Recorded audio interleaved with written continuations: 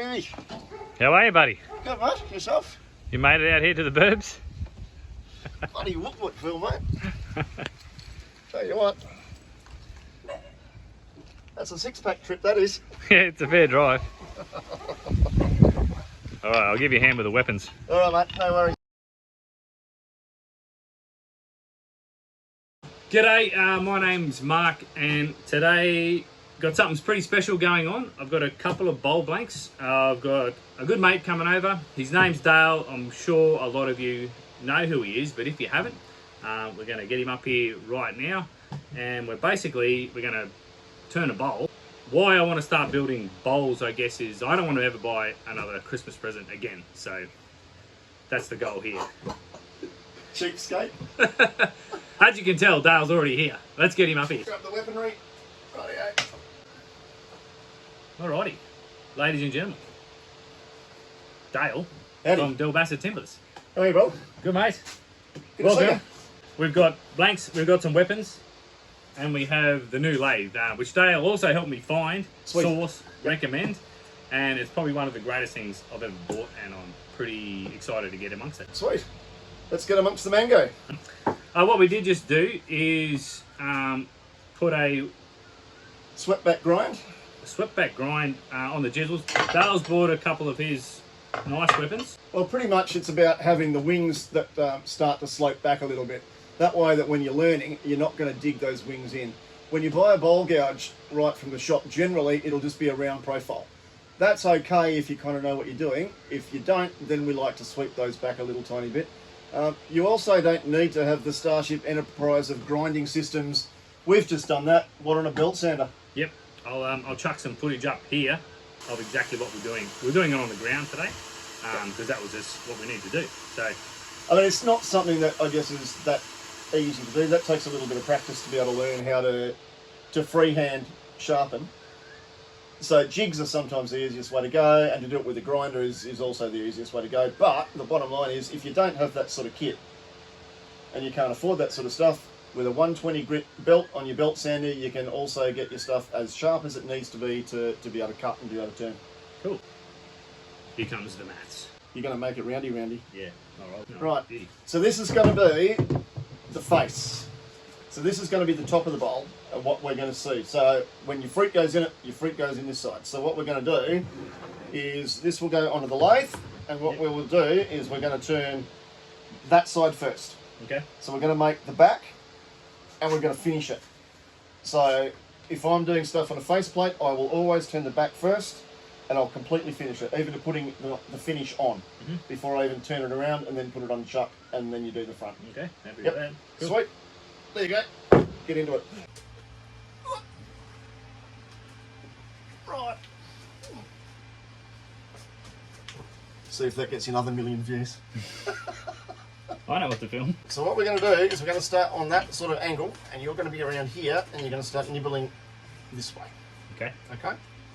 Now what we're not going to do is we're not going to stand in the line of fire. So you're not going to stand here. Because if anything happens with this, it's going to either go that way, that way, that way, or hit that way and then come back that way. If you're standing right in the line of fire, if something does go wrong, you're going to cop it.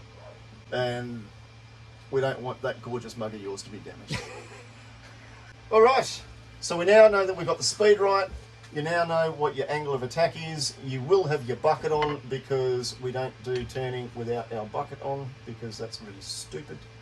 So your backhand is your brake, your accelerator, and your steering wheel. All your front hand does is anchor the rest, the tool down onto the tool rest.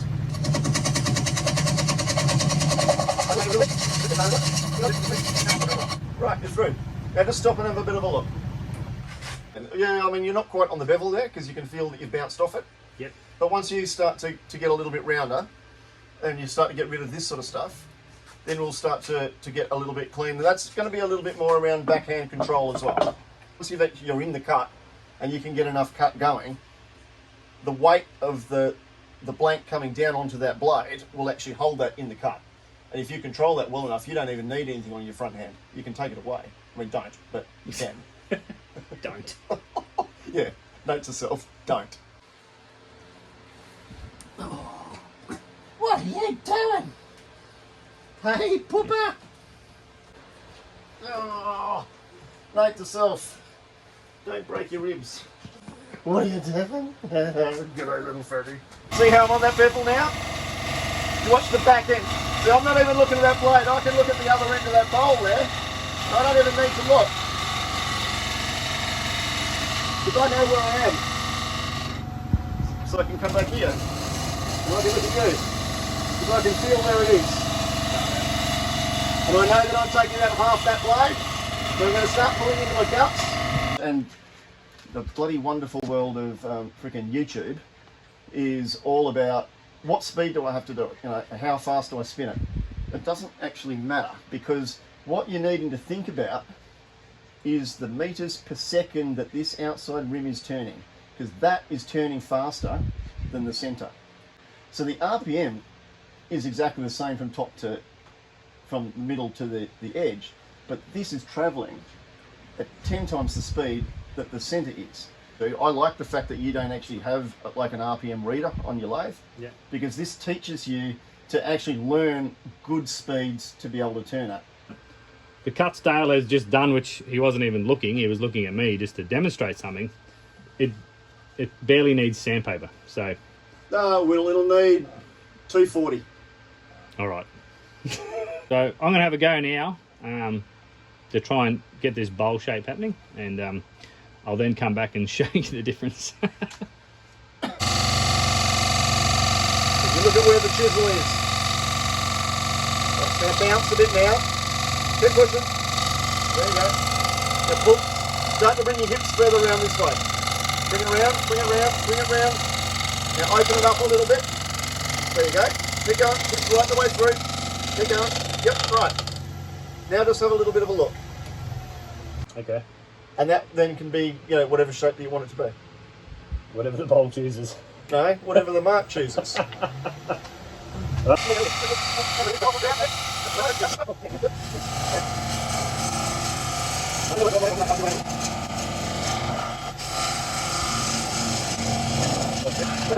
Just grab your sets. What are we going to do? We're going to check square. Fuck me. Who would have thought? A little bit of juggle. Yeah. So that way, you now know that you've got. You can even feel it if you're just rubbing your fingers along there. I can see it. Yeah. Yeah.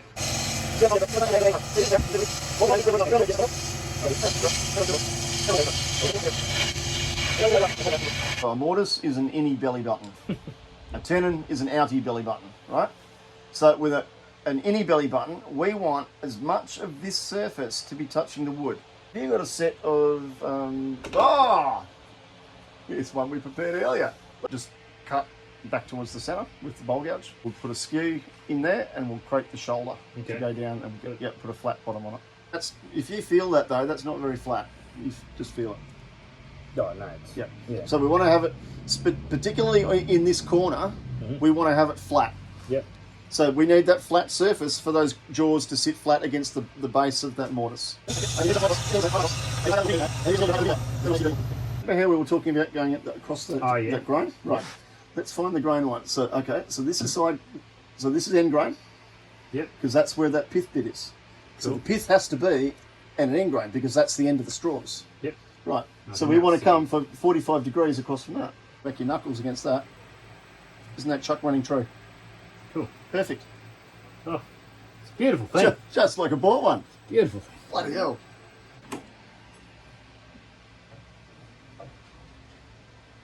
Come on, call me a dickhead. Jesus, you're a dickhead. Cool. So when we're doing sanding with this sort of thing, we're only going to start with this with 120 grit, and it's got a couple of ridges there, so you've done pretty good with that. If we didn't have those little couple of ridges, we probably would just go straight to 240 because that's pretty clean. Okay. And you don't have any end grain tear out, which means that I'd actually sharpen the chisels decently to start with. We always cut fast, but we sand slow. Because if you sand fast, all you do is you jump from the hard point across the soft point back to the hard point. Okay. And the hard point is always the end grain. So if you think about timber as being straws, The end grain are the end of the straws. Yep. Now, if you press on the end of straws, you're not going to compress it. You can actually give it a fair amount of welly, but if you squash the straws across the body of the straws, they crush. Yeah. So what you end up doing is you'll sand more out of the side than you do out of the end, and what you'll do is you'll actually start to create an oval. See, I'm only doing lateral motion. I'm not doing any up and down. There's no point in doing up and down because the bowl's going up and down. So you know you got a good teacher when he does the sanding for you. Bloody hell. Hook, line, sinker copy of Angling Times. Thanks, buddy. Righto, Scotty's custom grip, step 1. Now Dale gave me these, very generous. I have my moments. Not often, but I have them. Good gear. Amazing gear. Oh yeah, that's my turn, isn't it? Yeah. This is the part where we get your brain working. Give me the good knowledge. Awesome. This is great stuff. I mean, we've only sanded this to 240. Have a crack at that. That's pretty nice. So then we're just going to use the Scott's Custom Grit Step 1 and Step 2. And that will put a really, really groovy finish on it. I don't do anything after that. That's it. Done, dusted. The back of the bowl will be finished. Sounds good to me. That's what I reckon. And yes, we're going to use rags. Safety police. You know, the internet's already smashed me for that. Oh, well, they're going to smash them again. Because this is the long part of it. Remember how we were talking just before about the fact that this part of the bowl is actually 1 metre in diameter. Mm-hmm. You know, maths. Bowl's 35 centimetres. Diameter is what, pi d? Yep. Circumference is pi d? Yeah. Pi times diameter. So 35 times 3.141592. Stop it. Nerd alert. So, and keep it moving. I generally go from the outside to the inside, but you'll be able to see the lines of where it is. If you're looking at the lines up here, you'll be able to see when you're working the gear. So move it back and forward. So even from that, if you look at that, now all those little micro scratches that we had have now gone. Have a crack at that. And that's really bringing out the colour of that mango. And look at that. I mean, even up through here, look, we got greens and yellows and all sorts of funky dust stuff going on. Oh, even a bit of fiddleback through there. Oh. Hey, I tell you what, if you look at it from this angle, it looks like a spaceship, flying saucer.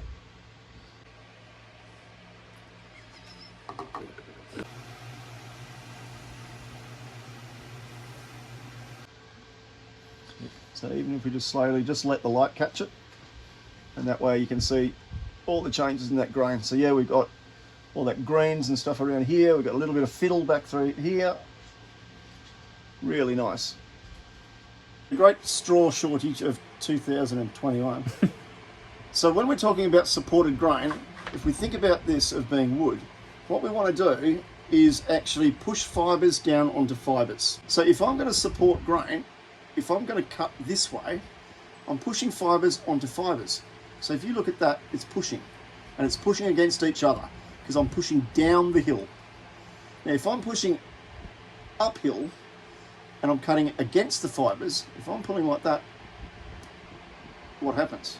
Yeah. It rips. Tear out. It rips. So what we want to do is we want to cut, if we're going to do a rim, we want to cut from in here, down the hill to this way, because we're pushing down on the fibres. That way when we're going back in to do the bowl, you're also pushing downhill, and you're cutting and you're pushing down on the fibres. Science. Science? Science. I like it.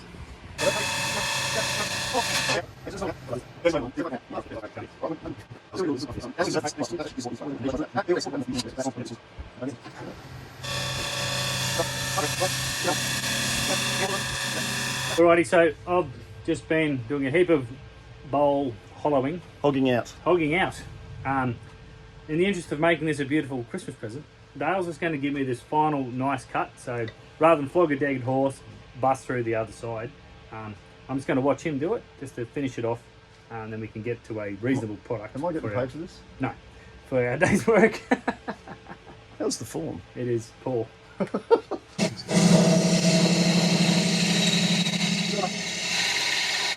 Alrighty, so terrible light, but you can't really see all the shimmer in that. We'll get it I'll get it off. We'll get Dale up on the chair and we'll say hooroo in a minute. One bowl made of mango. It really has so much cool stuff going on, and I got a sneaking suspicion that Dale picked this one on purpose. Got no idea what you're talking about. But the colour in that, the chatoyance in that, look at the ripples. That's just really nice. Mango's a really underrated timber. It's just gorgeous. Love it. Really forgiving, great to learn with. Yeah, I do a lot of stuff with mango. Comes up really nice. Mate, can't thank you enough for coming round. Easy, bro. My head is so full of knowledge from one, so from here, camera off, I'm going to take this blank and try and step through the process to produce another bowl out of this other one. So it will be scored. what does that mean? 11 for the Swedish judge. Did you say scored as in marked? Yes. I thought I thought scored was some weird timber thing. I went, every time I speak to him, he brings up a new timber I've never heard of, or a new definition. Anyway, that's the plan with that. Cool. Cool, mate. Again, thanks so much. Sweet, bud. Let's obviously do it again. We shall. It'll be cool. We might involve a beverage afterwards next time. At the Shed Mahal. Alrighty, just one little random shout out. This one's going to go to my dad.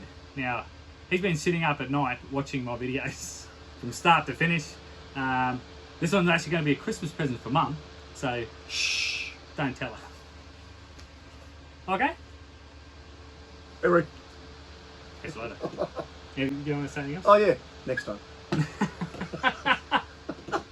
You got to have a catchphrase. All right. So don't do it too tight, otherwise you'll never get the fucking thing back off again. Excuse my French. That's not filming. Yeah, oh, that's yeah, right then. Is it? Yes, it is. That's all right.